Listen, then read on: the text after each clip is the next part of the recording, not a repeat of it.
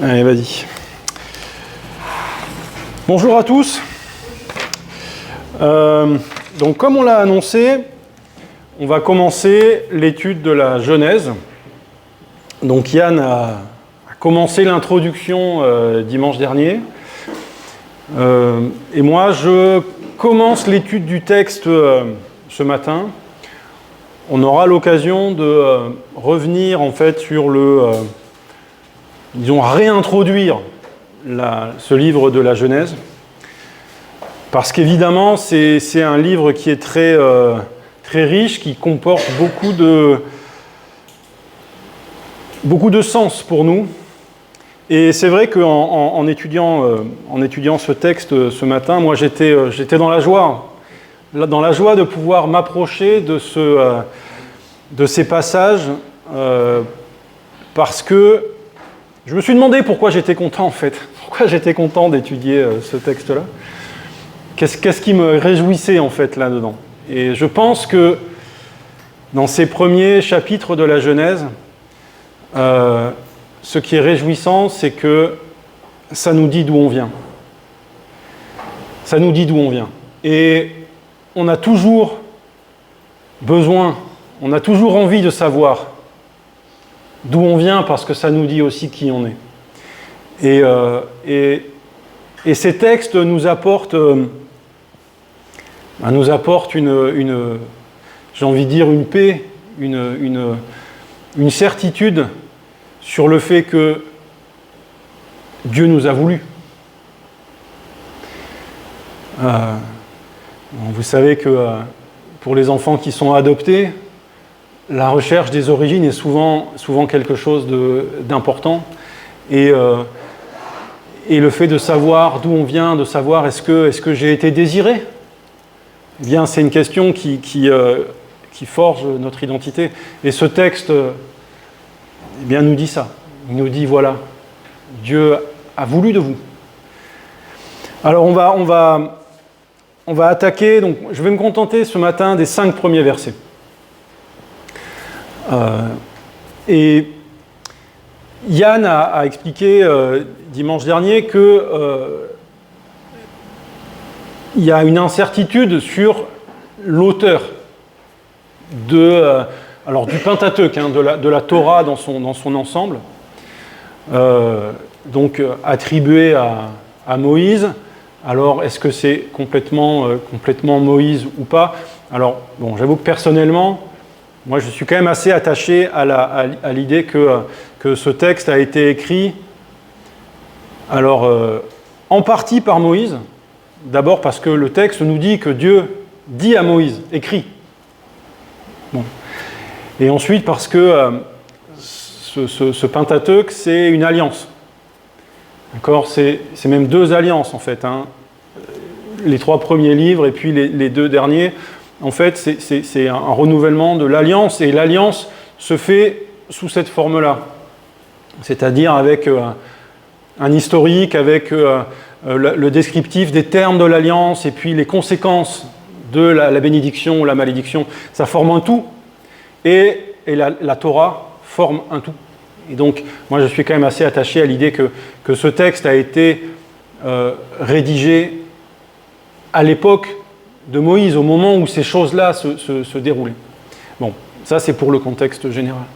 Mais en particulier pour la Genèse, là, le doute enfin, ce texte est par exemple très différent du Décalogue. Le Décalogue, les 10 commandements, Dieu dit à Moïse, « Je suis l'Éternel, tu n'auras pas d'autre Dieu devant ma face. » Vous voyez cette forme ? Je suis l'Éternel. Dieu dit à Moïse, on sait qui parle, à qui il parle. Et il dit « je ». Dans le texte qu'on va lire, on ne sait pas qui parle. On ne sait pas à qui il parle. On ne sait pas d'où vient ce texte. Et même s'il a été mis en forme à l'époque de Moïse, Moïse n'était pas là. D'accord ? Il n'y a pas de passage dans l'Écriture où on voit Dieu dit à Moïse, voilà comment les choses ont commencé. D'accord ? C'est pas dit comme ça. Donc ce texte qu'on va lire, d'où est-ce qu'il vient ? On ne sait pas. On ne sait pas. Alors, ça raconte la création. Des histoires de la création, il y en a plein. Toutes les civilisations humaines, toutes les sociétés humaines ont leur récit des origines. D'accord ?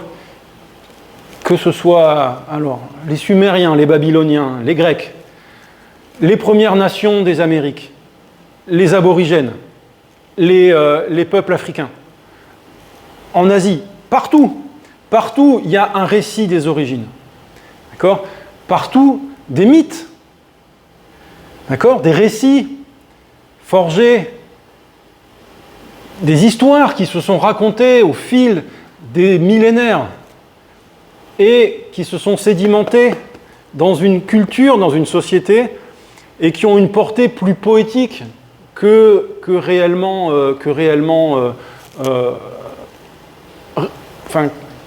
et qui ne recouvre pas forcément une réalité. Bon. Et donc alors, est-ce que on doit lire ce texte comme ça, ces premiers chapitres de la Genèse, est-ce qu'il faut les lire comme un mythe, comme une histoire poétique qui nous permet de nous représenter le monde. Alors, personnellement, ce qui me permet d'aborder ce texte-là, c'est c'est la cohérence interne de la Bible. D'accord ? C'est-à-dire que comment est-ce que les auteurs de la Bible, tous ceux qui ont parlé au fil des siècles, comment est-ce qu'ils ont lu ces textes ? Comment est-ce qu'ils les ont reçus ? Est-ce qu'ils les ont reçus comme une histoire ou comme une réalité et surtout comme une parole de Dieu ?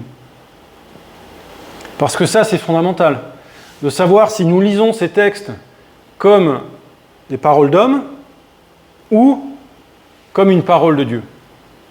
Et les autres auteurs de la Bible, eux, ont lu ce texte comme parole de Dieu.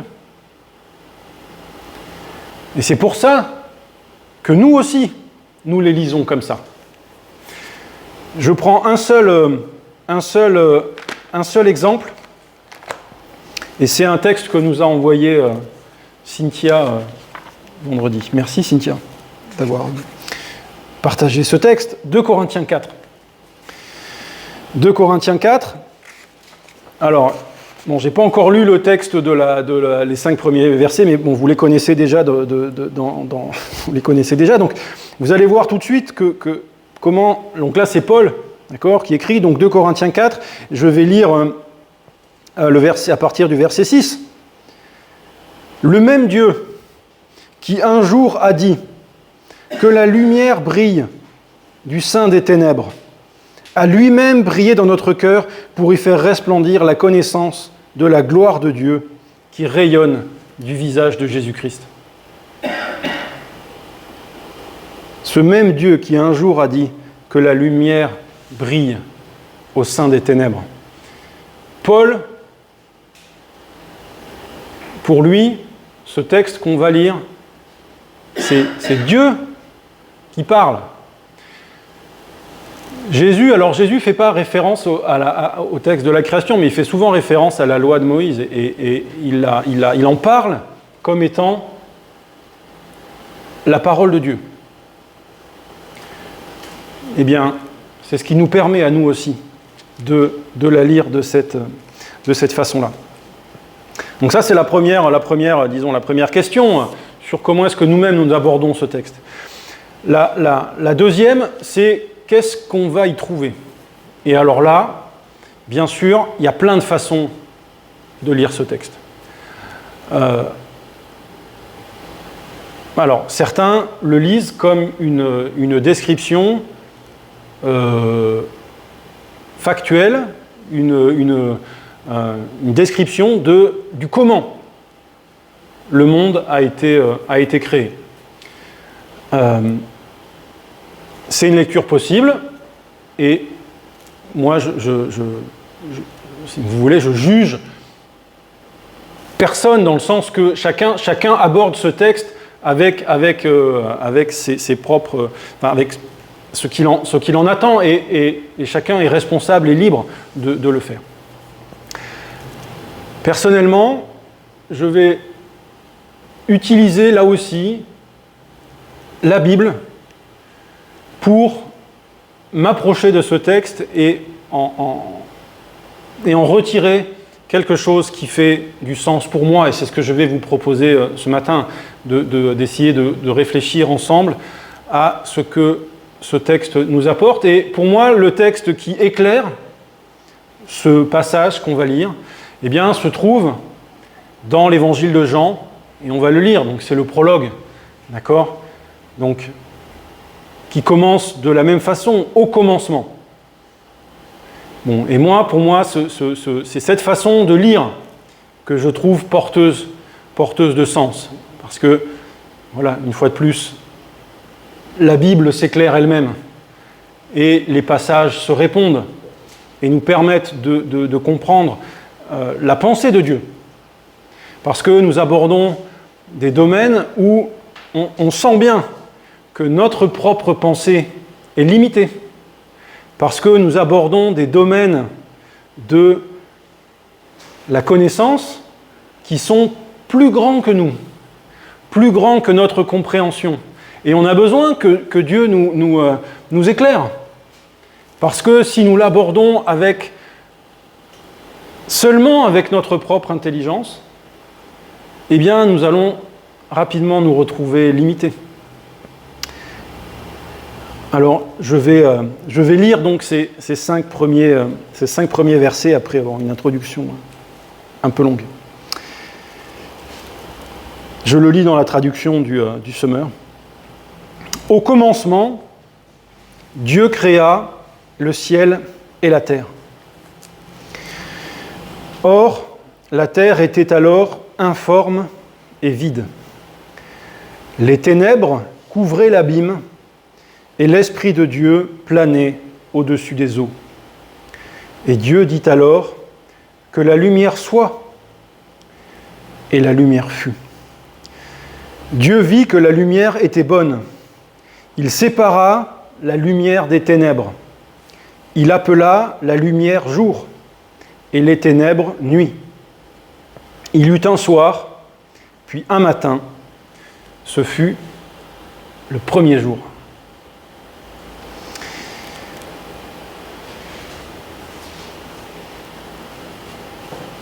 Ce texte pose plein de questions. Si on veut essayer d'y réfléchir un petit peu, on se rend compte que rien n'est,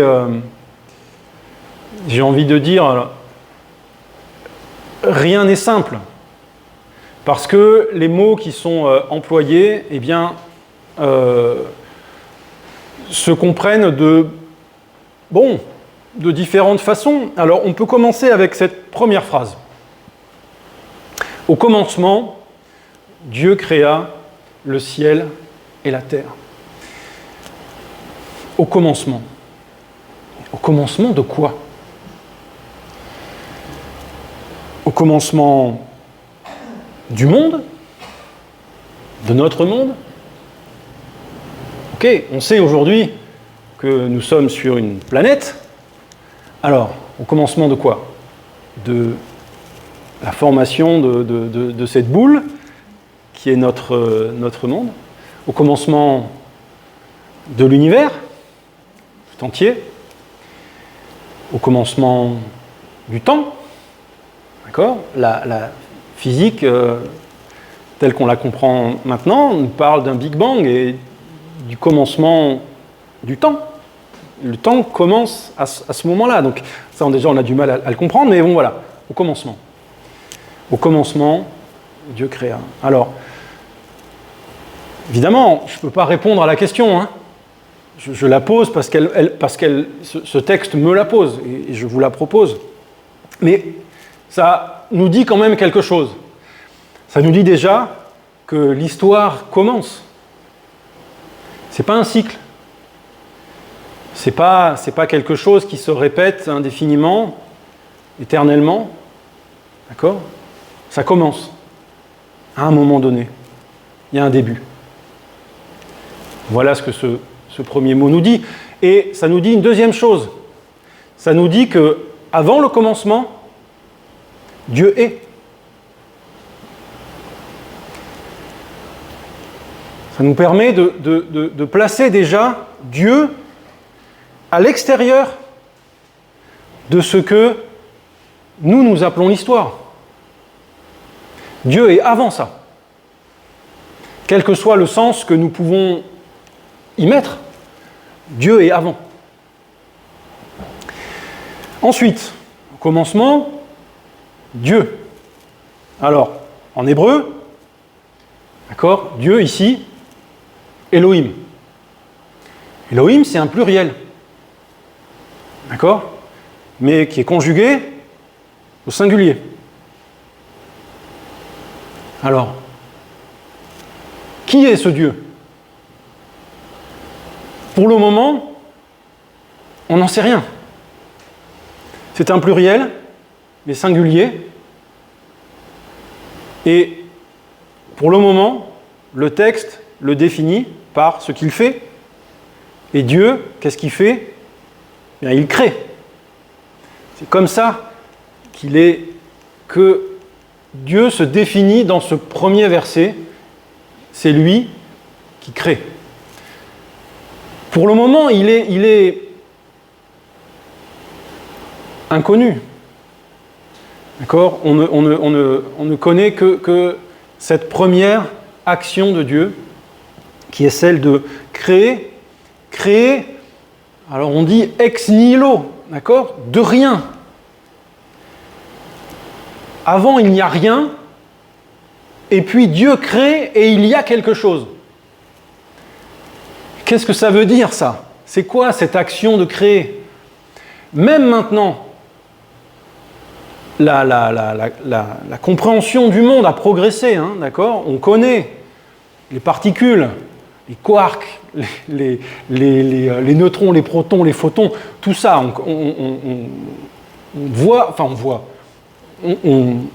on conceptualise, okay, ce que c'est. Malgré tout, la création de la matière, on ne comprend pas ce que c'est. D'accord ? Comment la matière apparaît ? Eh bien, la science ne répond pas à cette question-là. Et ce texte nous dit Dieu crée. Alors, qu'est-ce qui crée ? Le ciel, les cieux, pour être tout à fait exact, c'est un pluriel, les cieux et la terre. Alors là aussi, on peut se demander de quoi il parle. Alors, on peut le lire comme le ciel et la terre, c'est tout, d'accord ? C'est le cosmos, l'ensemble de l'univers, le tout. Bon. Ça peut être ça. Ça peut aussi être un espèce de résumé de ce qui va suivre. Dieu crée le ciel et la terre, 2 points. Voilà, comment ça va se faire. Bon. Ok. Là aussi, personnellement, je me suis rendu compte que quand même, les cieux et la terre, pour moi, ça fait quand même résonance avec ce qu'on vient de chanter, notre Père qui est aux cieux. Et nous sommes sur la terre. Donc, personnellement, j'ai tendance à lire ce premier verset comme Dieu qui crée deux domaines, 2 plans d'existence qui séparent ce qui est de Dieu et ce qui est de l'homme. D'accord, Yann présente souvent la création comme un moment où Dieu fait de la place. Où en fait, au lieu d'occuper toute la place, eh bien, il se retire pour laisser de la place à la création et à l'homme. Et bon, ce premier verset nous dit ça. Les cieux, où Dieu va être, et puis la terre, où l'homme va pouvoir prendre sa place. Donc une première séparation. Et on va voir que cette idée de séparation va revenir, donc c'est déjà présent dans ce passage-là, et puis dans la suite, on va voir que l'idée d'un Dieu qui sépare, eh bien c'est fondamental. Deuxième verset. La terre était informe et vide, les ténèbres couvraient l'abîme, et l'Esprit de Dieu planait au-dessus des eaux. Je me suis quand même pas mal creusé la tête sur ce verset, sur qu'est-ce que ça peut bien vouloir dire. Et alors, une fois de plus, on est tous au même niveau devant ce texte qui nous interpelle avec des mots qui sont des tournures qui ne sont pas forcément évidentes à comprendre. Malgré tout, moi, ce qui me marque dans ce passage, et c'est, je pense, quand même quelque chose qui est assez central dans ce récit de la création, c'est que c'est dit du point de vue de l'homme. D'accord ? Cette description, c'est une description très humaine.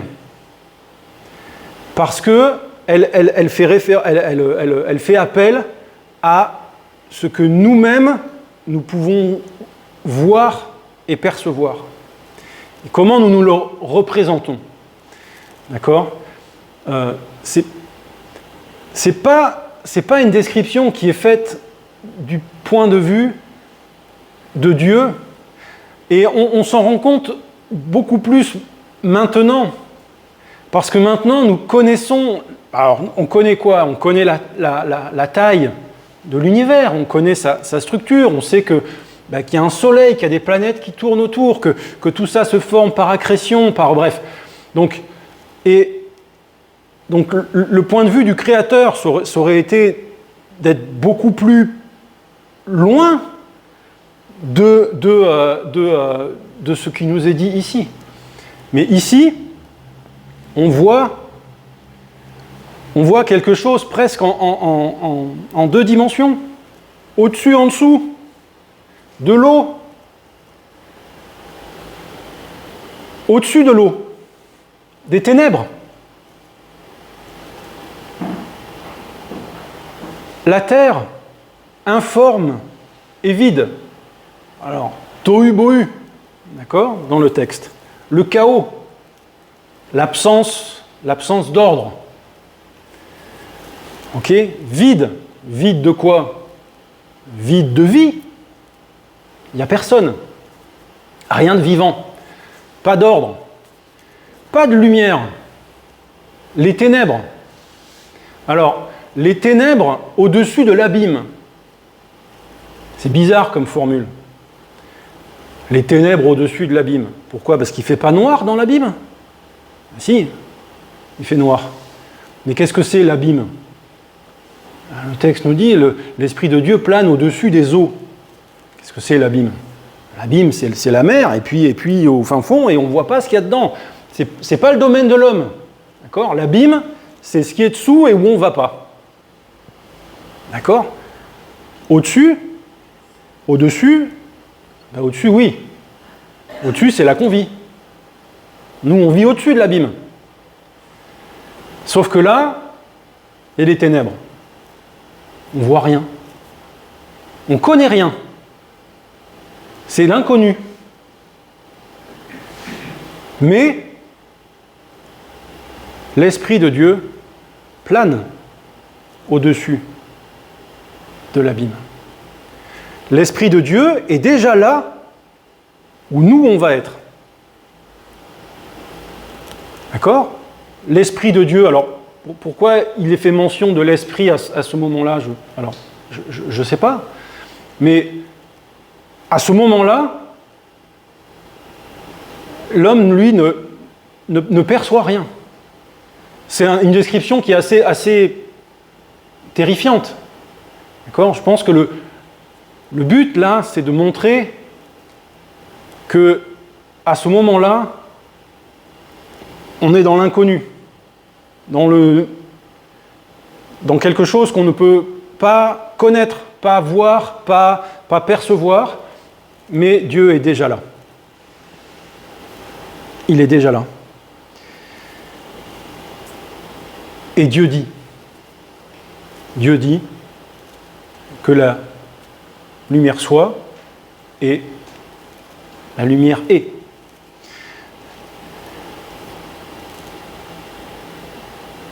Donc cette histoire de lumière, on a vu que ça revient, ça va revenir souvent. Hein. Donc dans un psaume par exemple, voilà, Dieu dit et la chose existe. Et puis on va voir après que voilà que dans le Nouveau Testament cette lumière est réinterprétée comme étant ce qui nous permet de connaître Dieu. Cette lumière est associée au Christ. Donc Dieu dit et la chose existe. Donc là, qu'est-ce que ça souligne? Ça souligne d'abord l'autorité. L'autorité de Dieu sur la création et la place de la parole. D'accord? C'est à travers la parole que Dieu transforme le monde. Et on va lire dans le prologue de Jean, où là c'est écrit en grec, et où Jean, lui, utilise le terme de logos, d'accord, qui fait référence à la parole, mais un peu plus que ça quand même. Bon, on y reviendra après. Et donc dans ces 3 versets, on voit que Dieu fait pas mal de choses. Il y a plusieurs verbes qui sont employés dans ces quelques versets. Donc on a dit, ok, Dieu parle. Et par sa parole vient à l'existence la lumière.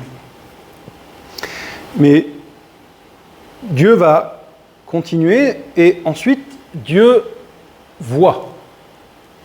Dieu vit que la lumière était bonne.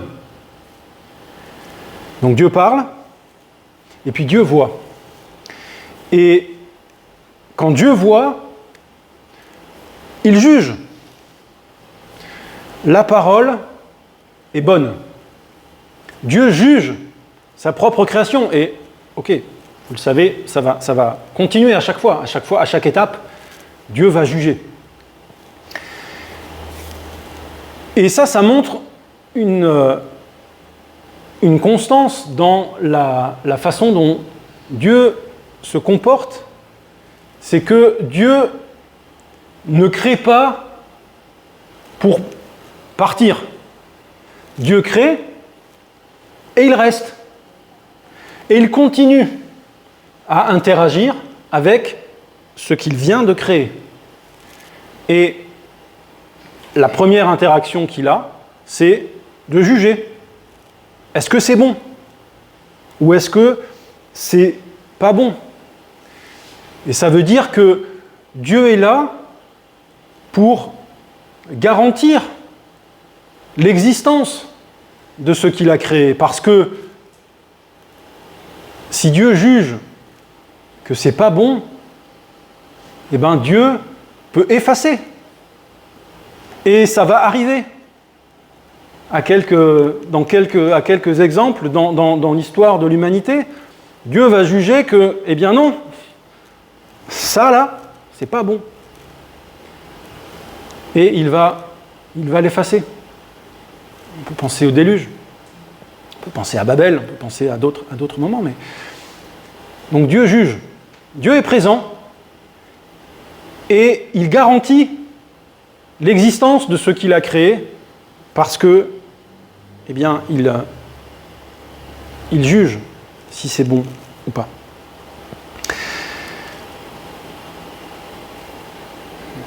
Dieu continue et la troisième action, alors ou la quatrième si on commence avec le créa, donc il crée, il dit, il voit et il sépare. Dieu sépara la lumière des ténèbres. Alors,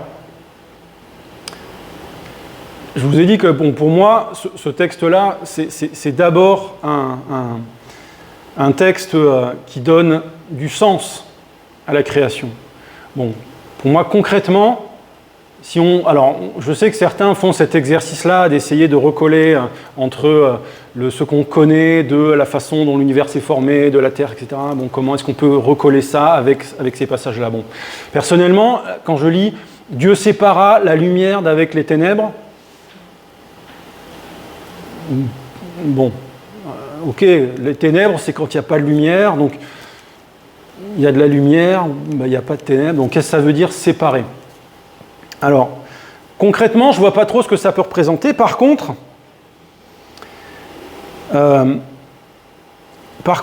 le fait que cette idée que Dieu sépare, ça veut dire que Dieu ordonne. On a lu, la terre était informe et vide, sans ordre, sans direction. Et Dieu, il crée et il ordonne. Il sépare entre il sépare ce qui compose le monde. Il donne un ordre à la création. Il y a le jour et il y a la nuit.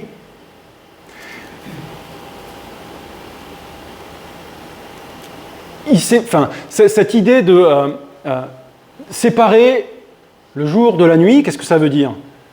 Qu'est-ce que ça veut dire pour nous, le jour et la nuit? Pour nous, le jour et la nuit, c'est, avant, il fait jour, aujourd'hui, il fait nuit, tout à l'heure, il fera re-nuit, puis il fera re-jour. Ça, c'est l'écoulement du temps. C'est comme ça que nous représentons le temps qui progresse dans une seule direction. Donc quand Dieu sépare le jour et la nuit, eh bien, il dit, il y a une direction au temps. Et c'est moi qui suis garant du fait que demain, le soleil se lève encore. Je sépare ce qui est avant de ce qui est après. Je sépare ce qui est lumière et ce qui est ténèbres. Évidemment, donc, ce qui est ténèbres est voilà, le début de la création, puisqu'au début, tout est dans les ténèbres, tout est hors de notre connaissance, et la lumière arrive, et je peux connaître, savoir ce qui est autour de moi, et au bout du compte, je peux aussi connaître Dieu du point de vue de l'homme. C'est bien ça qui se passe. Dieu se révèle dans la lumière, et c'est ce que les autres textes nous disent. Cette lumière, c'est la connaissance de Dieu qui arrive jusque dans notre propre cœur.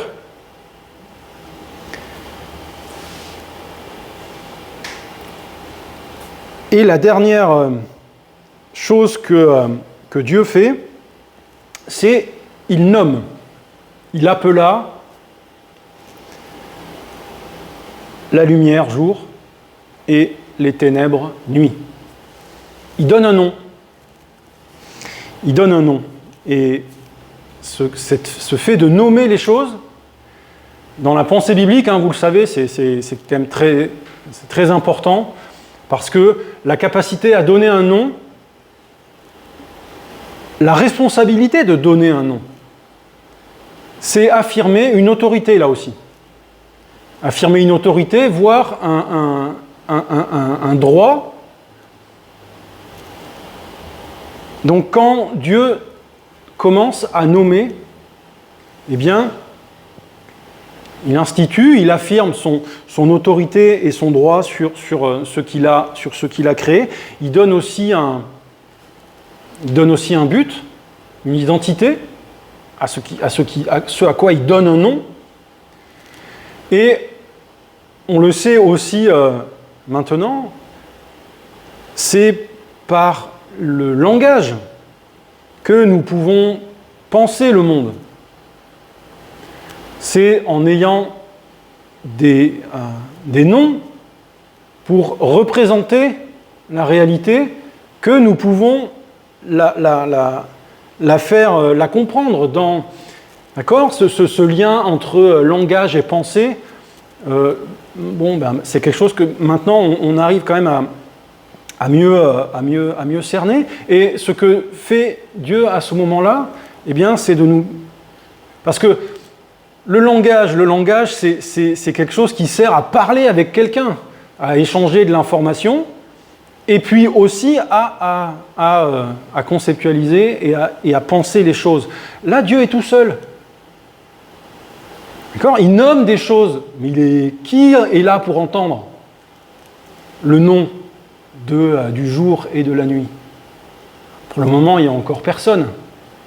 Pourtant, Dieu parle et il donne des noms.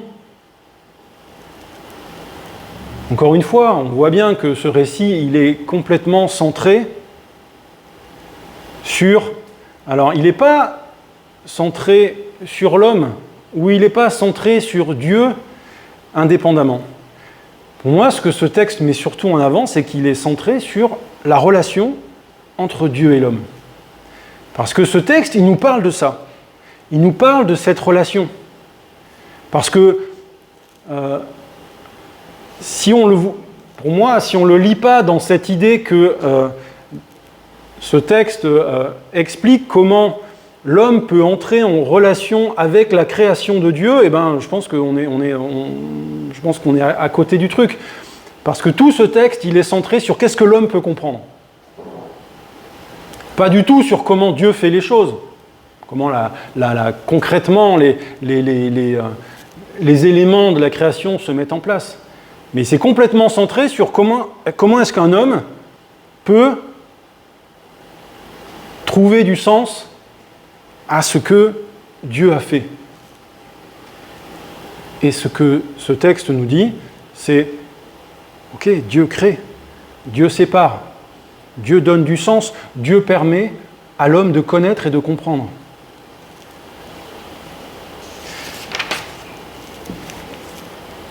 On va lire donc ce prologue de Jean, où Jean va nous parler de ce commencement. Donc je vais lire là aussi les 5 premiers versets de Jean 1. Au commencement était celui qui est la parole de Dieu. Il était avec Dieu, il était lui-même Dieu. Au commencement, il était avec Dieu. Tout a été créé par lui.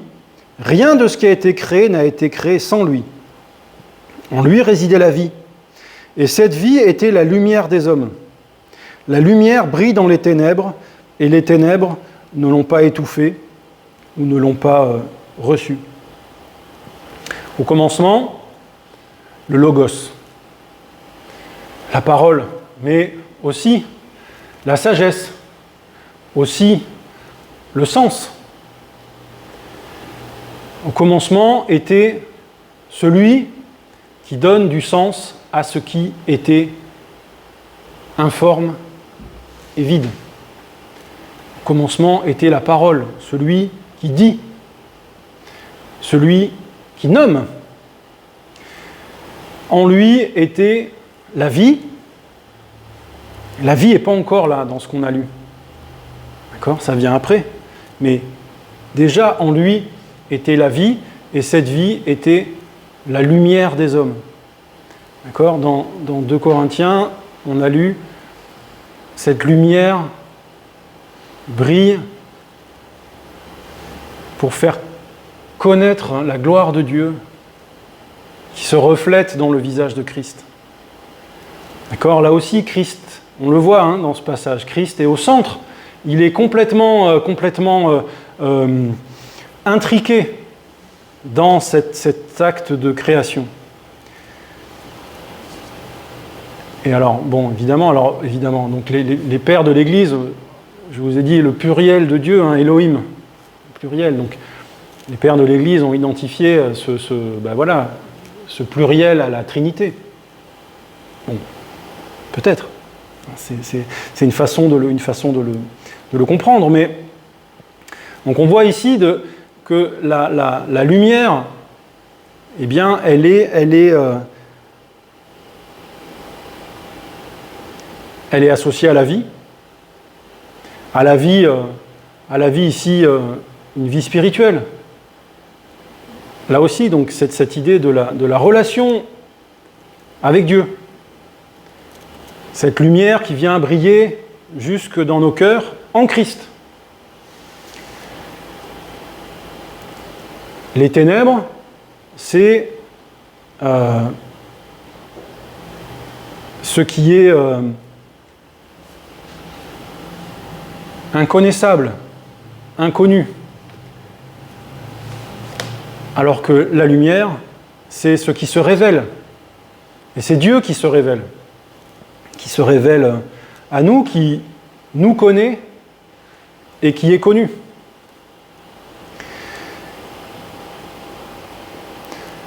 Donc on voit que quand Jean écrit ce prologue, donc bon, évidemment, qui fait complètement écho à ces 5 versets qu'on a lus de Genèse, eh bien Jean lui donne un sens spirituel d'abord. Spirituel dans le fait que finalement, le récit de la création du monde, eh bien, c'est d'abord le récit de l'histoire du salut. Parce que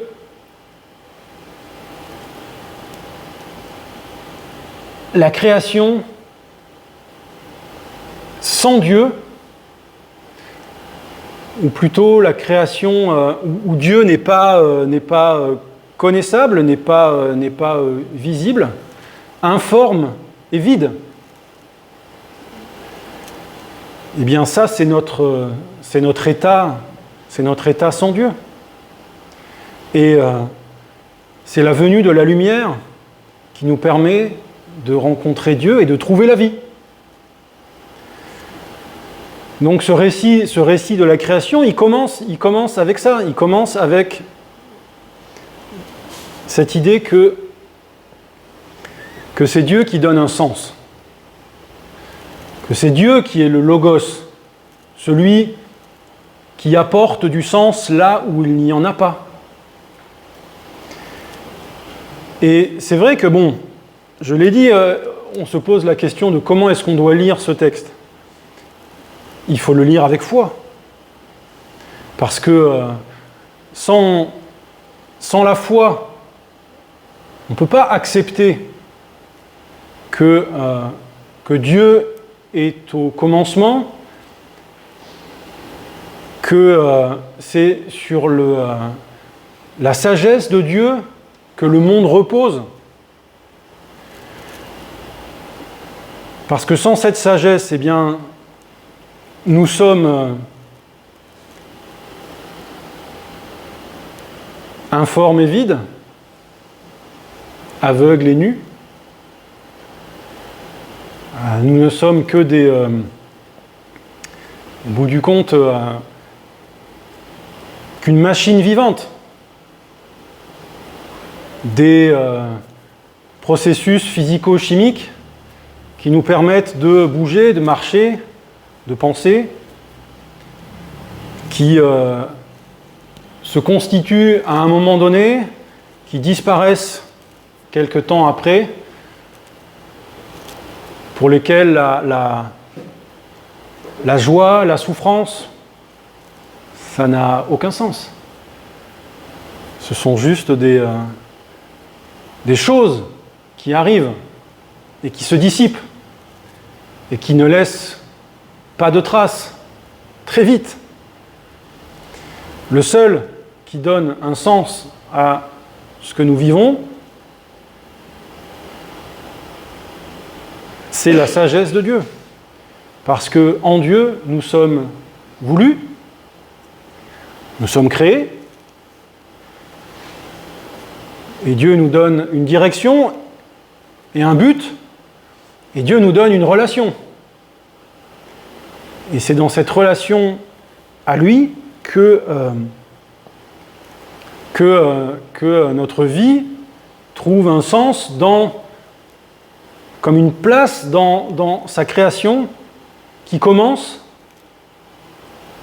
et qui ne finit pas. Donc je vous l'ai dit, moi ce texte me remplit de joie. Parce qu'il me dit qui je suis, et il me dit que oui, Dieu m'a créé, mais que Dieu, aujourd'hui encore, me voit,